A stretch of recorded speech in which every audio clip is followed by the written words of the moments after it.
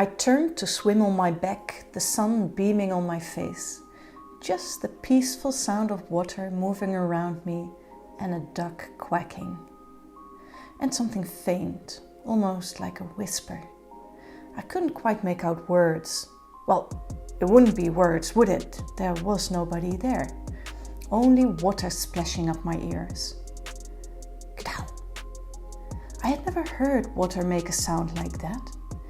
Maybe it didn't even come from the outside world. It seemed to be inside my head. Goosebumps spread over my body in a familiar uneasiness. Kdal! It sounded urgent, compelling. But don't be silly, there's no one here. Still, the non-existing sound made me turn around to see what could explain it. Nothing. Or? From the corner of my eye, I saw a movement. By the time I turned my head, there was nothing more than a few waves marking the area where I thought I saw something. It must have been a fish jumping out, or a coot diving. I turned my gaze back to the shore I came from. Perhaps it was time to get out anyway.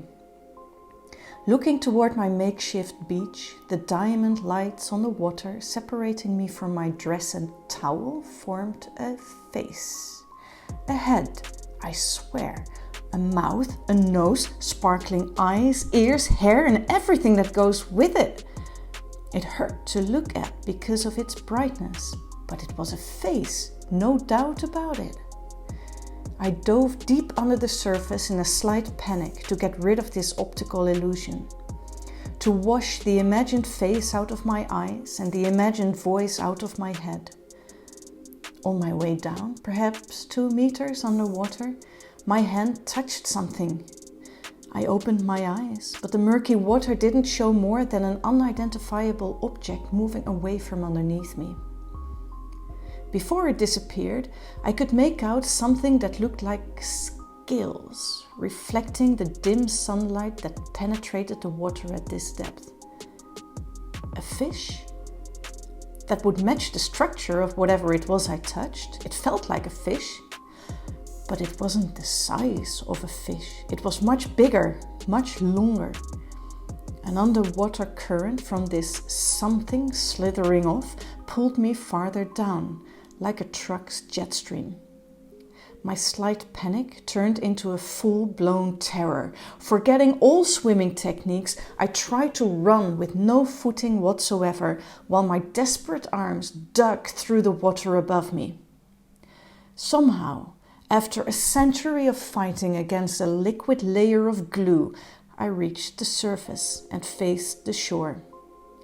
"Get out!" The voice in my head was back. This time with intelligible words and enforced by the face of glistening sunlight reflections yelling at me. Its eyes panicked. As disturbing as it was to have a face of sunlight in front of me, I turned around. What the hell was that?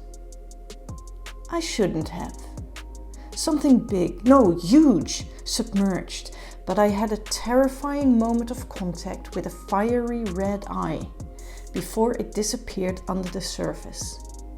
I could tell the rest of this thing was enormous, judging by the masses of water that moved around that horrid eye. I didn't care about the sun reflection face anymore.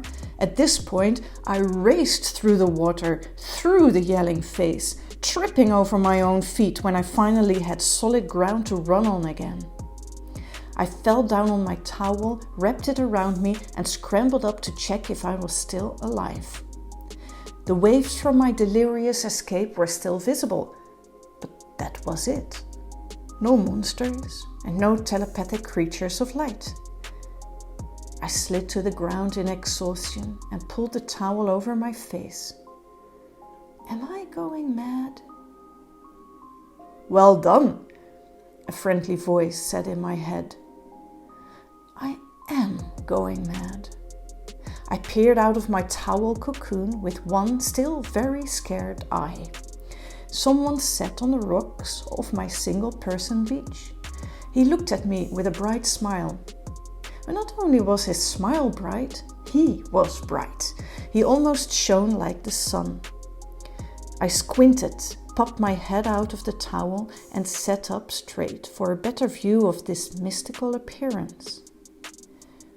Now I saw that his face was the one yelling at me to get out of the lake a moment ago. His entire body was made of the sun's reflections, which were not on the water anymore. They were sitting on a rock, forming a young man with a gorgeous smile. Or was it a smirk? You just met Jøsemungander there in the water. I'm Blîkja, and I'm a bit nicer than him. Pleased to meet you again. I looked around me and blinked my eyes a few times, but the thing called Blîkja was still there. I got up, picked up my dress and my bag, and tried to get the hell out of there. Wait, he said, or thought, or whatever you do when you get into someone's head without spoken words. I paused to look back at the rocks where he sat. As crazy as this was, he wasn't that scary. As crazy as I was, I decided to try out if I could speak back to him. What are you? Amusement danced in his eyes. I'm an elf. Yeah, right. Well, I'm on my way back into the real world. Enjoy your fairy tales. What was I thinking? Talking to some figment of imagination? I turned on my heel and started to walk home. Oh yeah? Did it feel like a figment of imagination when the monster in the lake almost gnawed your feet away? A glittering shadow caught up with me. Blîkja took my hand. This was a physical connection. He took my hand and made me turn around. Now he stood right in front of me. I had to look up to his handsome face. It was still hard to see his eyes because they were even brighter than the rest of him. I remembered I had my sunglasses with me and fumbled for them in my bag. With the shades, I was now able to see him clearly. He certainly looked like a fairy tale. Although his whole being exuded light, his eyes now appeared a beautiful deep brown. He seemed to have Asian traits. Long, straight black hair tied back in a braid. He smiled, and the open, friendly expression on his face convinced me to hear him out. Even if this was just a stupid dream or mental disorder. Are you calling me a mental disorder? He asked, chuckling. I didn't call you anything. Yes, you did. You called me handsome. His smile widened. And Asian. I'm not, by the way. I'm an elf. What the? Can this thing read my mind? Hey, he said. I'm not a thing. I'm an elf. And I prefer to say we telepathize than to say I read your mind. He stepped closer and looked at me with a challenging glint in his eyes. Although I do, of course. You may want to keep that in mind. He winked, which made my legs turn to jelly. Am I having crushes on fairies now? I am not a fairy, Blîkja said, quasi-insulted. He clearly enjoyed this unintended exchange.